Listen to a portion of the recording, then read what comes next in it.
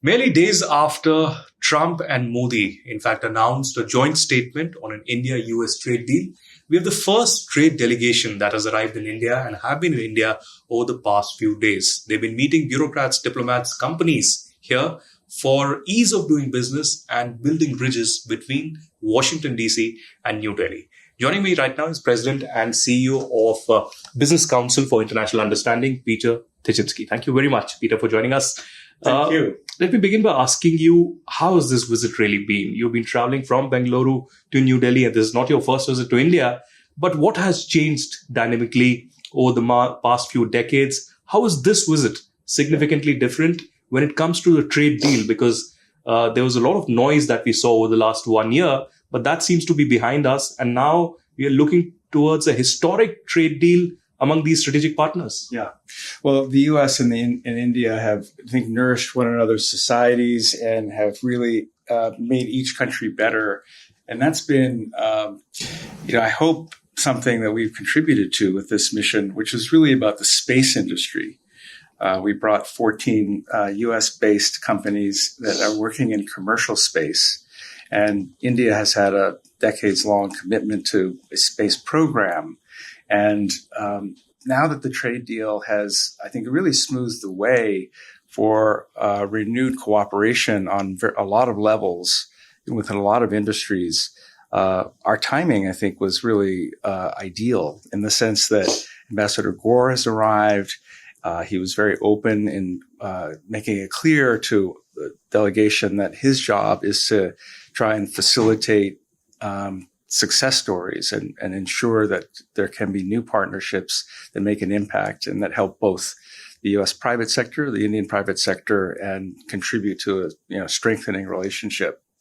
So, I think the reception that we've received has been extraordinary. We've met most of the right senior people in the different space agency, regulatory and operating institutions.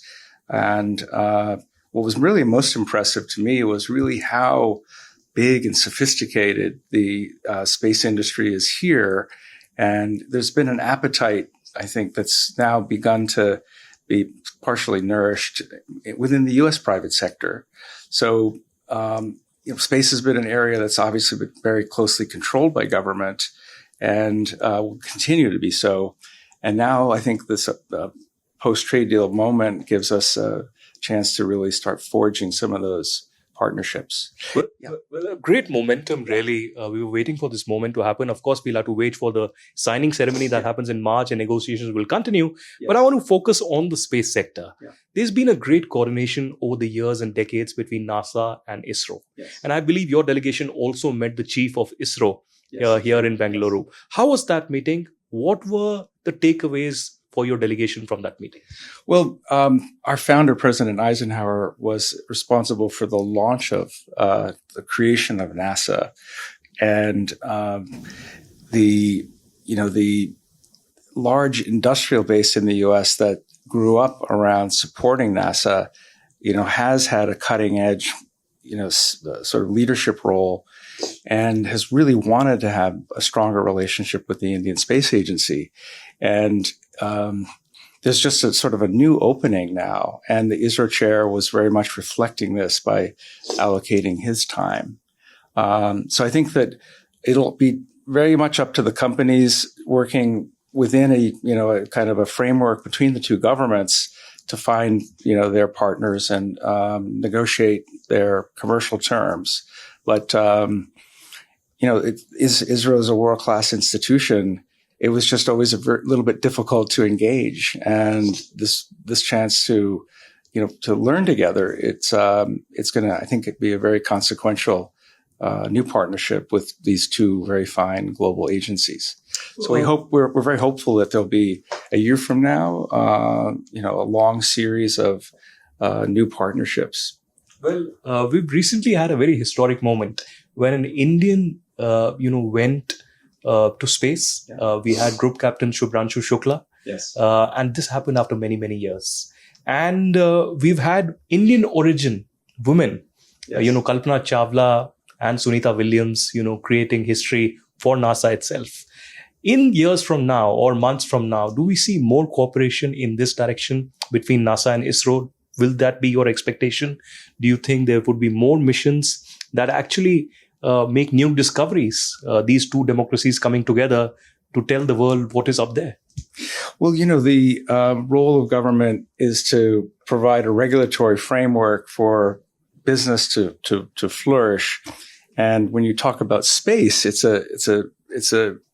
not as well organized, and all of the space companies are trying to seek some kind of harmony around how space is utilized. And there's a lot of space junk up there. There's risk of space vessels colliding, and so it will be a very dramatic, I think, and exciting few decades ahead. There may be, a period where there's asteroid mining, where there's data centers being propelled, being housed on space vessels, space vehicles. So it's it's going to be, exciting few decades ahead. And, Axiom Space's launch with an Indian astronaut is just a great symbol of how India already has such a, strong space program. And, so I do think that, we'll see a lot more of these kinds of really signature moments of U.S.-India space collaboration. So I think it's, again, to be here right at the sort of beginning of the period post-trade agreement with this delegation, it seems like we came at the right time. Lastly, tell us a little about Business Council for International Understanding and its focus towards India. You told me that you've been in India quite a few times over the years. Yeah. What is the top priority right now when it comes to India? Do you see a visible change when it comes to the government as well as the private sector here? I saw a lot of companies, Amazon, Planet and others, who are part of the delegation. What are their views when it comes to India? Would they want to invest more? Would they want more cooperation, more investments to take place in future? Yeah, I mean, there was a time when India wasn't a necessary market for a lot of US-based multinationals, but that time is long since gone. And really since the early 90s with really important reforms, India is, much too big to ignore. And there's just been this sort of great period of, back and forth. The Indian American community has gotten, even more influential at all levels of society. All of us that live in the United States have really been nourished by having people from India origin in our lives. And I think that the civil nuclear deal was a real point of maturation where Indian Americans really, demonstrated their political capabilities in the U.S. Prime Minister Modi's had, a very important, role in strengthening the two-way trade. And I think he's seen as someone that's very pro-business, and that resonates with the U.S. private sector. So a lot of success has happened in these last few decades. And, I think it's got a lot of momentum of its own. And, as we at BCIU have always lived at that intersection between business and government, it does take, cooperation, not just the two governments, but the two private sectors, to keep learning as we go along. And, it's one of the most important bilateral relationships in the world, which I think is so widely recognized. And, I just see, a really bright future as the consumer, the spending capacity of people here, and just, these amazing institutions here in India and the private sector that have been really supportive and involved with BCIU, from Tata Sons, Reliance, the Adani Group, and some really, important figures who are originally from India, but have lived abroad, people like Ajay Banga, Lakshmi Mittal. So we've had India's always had an impact on BCIU. It's always been very positive. Our first trade mission here was in 1964, for example, to try to close the food gap. And with these names that I've just mentioned, these remarkable business leaders, global thinkers that have, chosen the U.S. in many ways to develop the market, and we've really, just continued to kind of marvel at the incredible capacity and business leadership that's coming from India. One last question, Sure. Peter, and this is about the global turbulence that we are witnessing right now. There are multiple wars, one of which Russia, Ukraine, a lot of lessons to learn there, especially supply chains have been affected. We've seen the shipping routes being impacted in a great way. We've also seen the Israel-Hamas conflict. Now there's a ceasefire and a board of peace. But in the backdrop of this, we have these two personalities, Donald Trump and Narendra Modi. Yeah. They do not go by the monotonous, rules of the engagement or the book. There's a new world order out there. In the backdrop of that, do you see more collaboration between India and the United States? The trade deal that has been arrived at hasn't been easy. It's been difficult. And both these leaders want America first and India first. Is this a win-win opportunity that both could be looking towards? Yes, there's political elected government.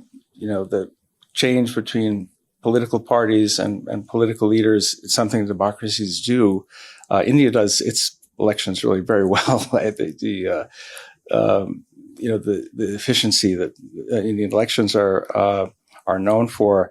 A little less the case here in the U.S., but the publics in both countries, I think, really believe in the immense power of the U.S.-India relationship on all levels. And, I think broadly speaking, there's, a solid way forward now without, the period of negotiation, which, was very dramatic and, captured the headlines and I think kept a lot of people kind of in a wait and see mode. But I think that perhaps we've turned the corner on that. All right. Let's hope that we go from strength to strength and the positive momentum in the India-US ties continues. Thank you very much, Peter, for joining us. That was Peter Tichansky, the President and CEO of the Business Council for International Understanding. This is the first trade delegation that has come to India after verbally the US-India deal has been announced. There's been a joint statement and there's been some smiling faces between United States and India. We are awaiting March when the signing of the agreement will take place, but certainly, especially in the space commercial sector, there's a positive momentum with this trade delegation of 14 companies coming here and meeting people from the bureaucracy, politics, and of course, corporate world. Reporting from Delhi, this is Aditya Kaul for NDTV.